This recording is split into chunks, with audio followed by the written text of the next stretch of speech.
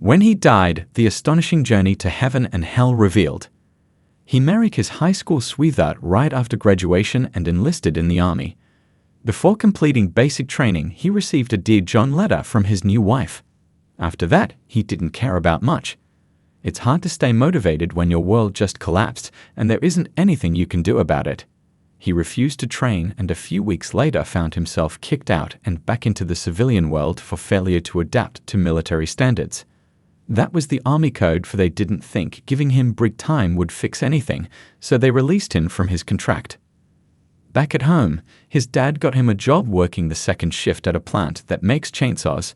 It didn't pay great, but it was a job to keep his parents off his back.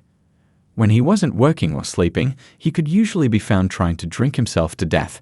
He never had an issue finding someone old enough who would go buy him a case of beer as long as he slipped them a few bucks. This went on for several months before he did anything stupid. The funny thing about doing something stupid is once is all it takes.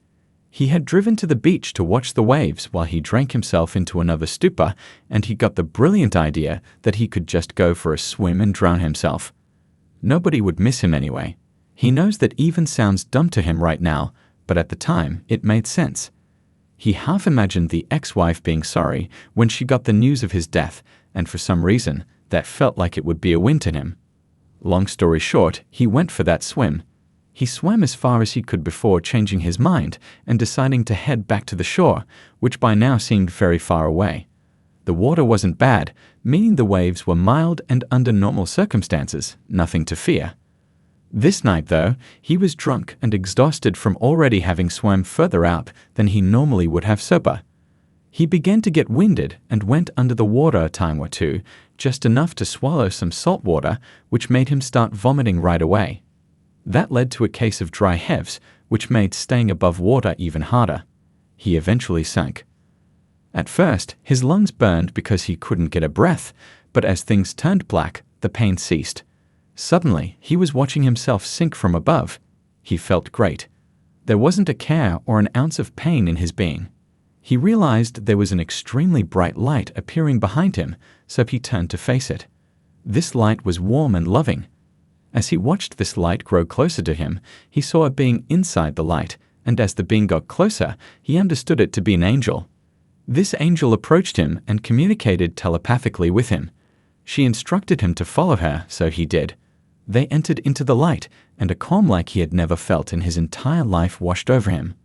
He knew his earthly body was lifeless, but he didn't mind. The vibrant light held his existence, and if he had his say, that's where he'd remain. Describing the sensation to someone who hadn't felt it was beyond him.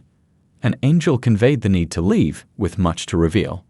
Curious about the rush, he refrained from asking, and she offered no explanation. Hand in hand, they left the light, descending rapidly through a widening dark tunnel resonating with agonizing screams from countless souls. The tunnel led to a colossal pit, revealing horrifying scenes of people burning and enduring torment. Despite the ghastly sights, he felt no pain, reassured by the angel that his presence was only as a witness shielded from harm. Fear overwhelmed him as shadowy figures inched closer, instilling dread and anticipation of abandonment. The stench of hell was indescribable, worse than any earthly odor. Pleading, he asked the angel to rescue him, and they ascended swiftly back to the light. There, she explained the consequences of earthly actions and presented another path to choose. Once more, the angel led him upward to the gates of heaven. Surprised by the absence of Saint Peter, he questioned how entry was regulated. The angel assured him that only those meant to enter could, challenging him to try. Attempting to float through, an unseen force held him back. The angel chuckled, explaining that the gates discerned who could enter. Confused about their presence if he couldn't enter, he inquired. The angel disclosed that visitors were approaching, his grandparents on his mother's side, easily recognizable from childhood memories. They held hands and appeared elated. Notably, they seemed much younger than he remembered them on Earth. Accompanying them were an uncle and two cousins. Warm hugs were exchanged, and he felt a profound love akin to what he experienced in the light. During small talk, they expressed happiness at seeing him and eagerly anticipated his permanent return. His grandmother shared her encounter with Jesus, describing his kindness. Similar to the moment in the light, he wished to linger in this perfect moment. Despite not entering the gates yet, everything felt ideal. The angel eventually indicated it was time to leave.